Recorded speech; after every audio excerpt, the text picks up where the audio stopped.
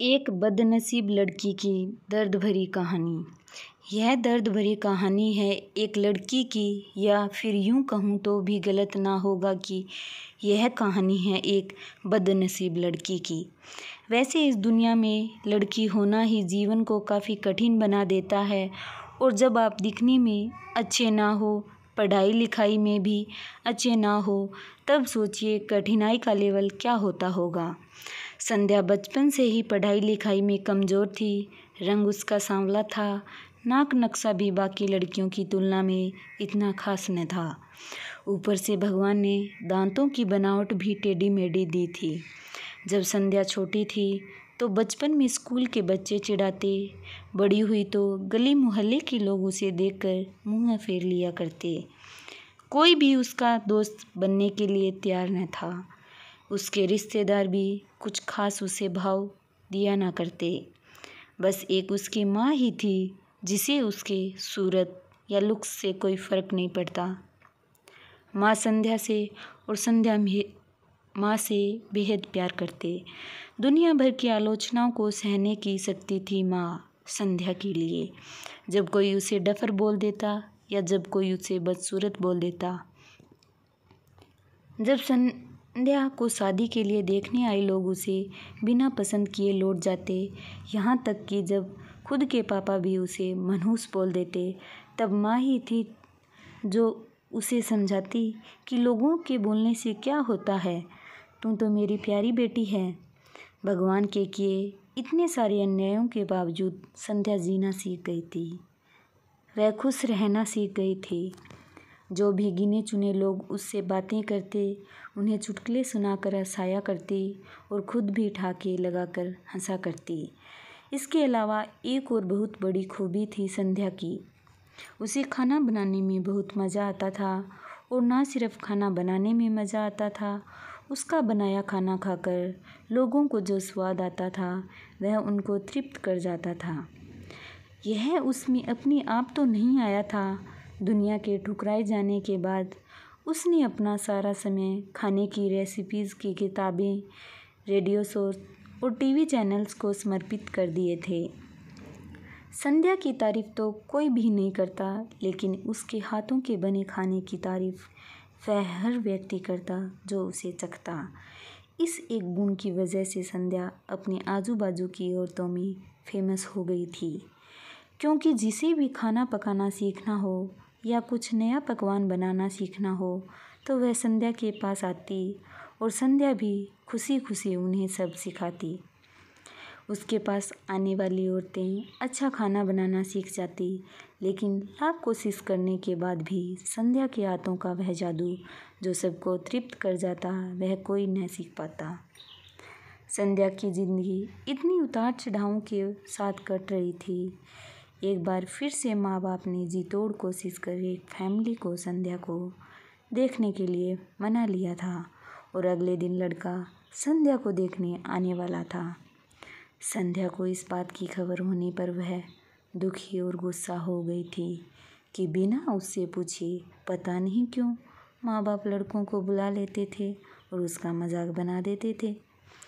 माँ ने संध्या को समझाया था कि ऐसा ही होता है, कोई भी बेटी अपने माँ बाप के यहाँ हमेशा नहीं रहती, उसे एक दिन शादी करके जाना ही पड़ता है।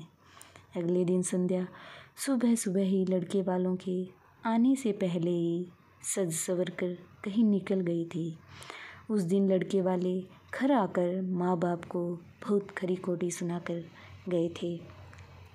वैसे भी पापा को संध्या पर हमेशा ही गुस्सा रहता था, लेकिन उसकी इस हरकत ने उनको गुस्से से पागल कर दिया। उस दिन पापा ने संध्या का सारा गुस्सा माँ पर उतार दिया था, यह कहकर कि एक मनहूस बेटी को जन्म देकर भी तुम्हारा मन नहीं भरा था, इसलिए उसको लाड प्यार देकर सर पर बिठा लिया है। हमेशा अपनी बेटी के बारे में गलत बोलने वालों से नाराज़ रहने वाली माँ आज खुद संध्या से नाराज़ हो गई थी। वह अब संध्या के घर वापस आने की बेसब्री से राह देख रही थी, ताकि अपना गुस्सा उस पर उतार सके। सूरज ढलने से पहले संध्या घर लौट आई थी। उसके चेहरे पर एक अजीब सी खुशी थी। हाथों में एक चेक था और एक सर्टिफिकेट भी। संध्या माँ से कुछ कहना चाहती थी, लेकिन इससे पहले कि संध्या अपने मुँह से एक भी शब्द कह पाती, माँ ने उसे खरी खोटी सुनाना शुरू कर दिया। गुस्से में माँ बोलते बोलते इतना कुछ बोल गई कि संध्या ने कभी सपने में भी नहीं सोचा था। माँ ने कहा, बाकी सभी लोग सही थे, तुम सच में मनहूस हो। तुम्हारी वजह से हर कोई परेशान है। अच्छा होता जो तुम पैदा होते ही मर जाती, यह दिन ना देखना पड़ता हमें। गुस्से में बड़बड़ाती और सब्जियां काट रही माँ ने एक बार फिर भी संध्या की तरफ नहीं देखा था। संध्या की माँ बातें किसी पत्थर की मूर्त की तरह सुन रही थी। पत्थर की ऐसी मूर्त जिसके शरीर में तो जान ना हो, लेकिन आंखों से आंसू की धारा बह रही हो। संध्या ने माँ से पूछा, माँ, क्या सच में तुम भी चाहती हो कि मैं मर जाऊँ? क्या इतनी बुरी हूँ मैं माँ? अभी भी गुस्सा सर पर सवार होने की वजह से माँ ने कह दिया, हाँ। बिना एक पल भी सोचे संध्या ने सीधा अपने कमरे में जाकर कमरा अंदर से बंद कर लिया था। 1-2 मिनट बाद गुस्सा थोड़ा शांत होने पर माँ को अपनी गलती का एहसास हुआ तो संध्या के रूम की तरफ गई। उन्हें पता चला कि संध्या ने रूम को अंदर से बंद कर लिया है। गुस्से में कुछ कर ना ले इसलिए माँ ने तुरंत पापा को इस बात की खबर दी। दोनों ने काफ़ी दरवाज़ा खोलने की कोशिश की, लेकिन जब नाकामयाब रहे तो दरवाज़ा तोड़ दिया। अपने स्कार्फ से फांसी का फंदा तैयार कर संध्या पंखे से लटक रही थी। ज़्यादा वक्त नहीं हुआ था, वह सिर्फ बेहोश हुई थी। माँ पापा ने तुरंत उसे पंखे से अलग किया और बेड पर लेटाया। पापा ने तुरंत डॉक्टर को फ़ोन किया। तब माँ का ध्यान बेहोश पड़ी संध्या के हाथ में पकड़ी एक चिट्ठी और पास ही पड़े 5 लाख के चेक और 5 स्टार होटल में शेफ की नौकरी के लिए कन्फर्मेशन लेटर पर पड़ी जो संध्या अपने साथ लाई थी। माँ और पापा ने वह चिट्ठी खोलकर पढ़ी जो उसने अभी अभी लिखी थी। चिट्ठी कुछ इस प्रकार थी, मम्मी और पापा, मैं जानती हूँ मेरे जन्म से लेकर आज के दिन तक मैंने ऐसा कुछ भी नहीं किया है जिस पर आप गर्व कर सके, लेकिन मैं आपको बताना चाहती थी कि आज मैं खाना पकाने के नेशनल लेवल कंपटीशन को जीत चुकी हूँ और यह 5 लाख का चेक मुझे प्रथम स्थान प्राप्त पर आने के लिए मिला था। जजेस को मेरा खाना इतना पसंद आया था कि उन्होंने मुझे एक बड़े होटल में बतौर मास्टर शेफ़ की नौकरी के लिए कन्फर्मेशन लेटर ही दे दिया था। पूरी दुनिया मेरे खिलाफ है, मुझे इस बात का कभी भी फ़र्क नहीं पड़ा और ना ही बाबूजी की कड़वी बातें मैंने अपने दिल पर ली थी, क्योंकि मैं जानती थी कि बाहर से सख्त दिखते मेरे बाबूजी अंदर से तो मुझे प्यार ही करते थे। प्यार ना करते होते तो बिना मांगे मुझे कपड़े, मिठाइयाँ, पटाखे ये सब ना ला कर देते। माँ के प्यार को कोई क्या बयां कर सकता है। मेरी माँ मेरे लिए मेरी सारी दुनिया थी। जब माँ मेरे साथ होती तो मुझे किसी बात की परवाह ना होती थी।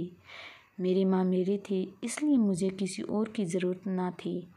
मेरी माँ मेरे साथ नहीं है तो मेरी दुनिया मेरे साथ नहीं है, इसलिए माँ आज इस दुनिया को ही अलविदा कह कर जा रही हूँ। मैं जानती हूँ आपने कभी ना कभी भगवान से यह दुआ ज़रूर मांगी होगी कि अगले जन्म में मेरी जैसी औलाद ना मिले, लेकिन मैं हमेशा यह प्रार्थना करती थी कि अगले जन्म में तो क्या, मेरे हर जन्म में मुझे आप जैसे ही माता पिता मिले। और आज भी यही प्रार्थना करके उसी भगवान के पास जा रही हूँ। चिट्ठी पढ़ते पढ़ते माँ और पापा सर से पाँव तक पछतावे में डूब गए थे और बेहोश पड़ी संध्या के सर पर हाथ फेरते हुए फूट फूट कर रो रहे थे। दोस्तों, पूरी कहानी पढ़ने के लिए धन्यवाद। मैं जानती हूँ यह कहानी आपके दिल को छू गई है। मैं उम्मीद कर सकती हूँ कि अब आप जाने अनजाने में किसी भी व्यक्ति का उसके बाहरी लुक्स की वजह से दिल नहीं दुखाएंगे। ऐसी ही कहानियों को देखते रहने के लिए लाइक, कमेंट और शेयर कीजिए। और हमारी कहानी अच्छी लगी हो तो चैनल को सब्सक्राइब कीजिए। नई नई कहानियों को देखते रहने के लिए बेल आइकन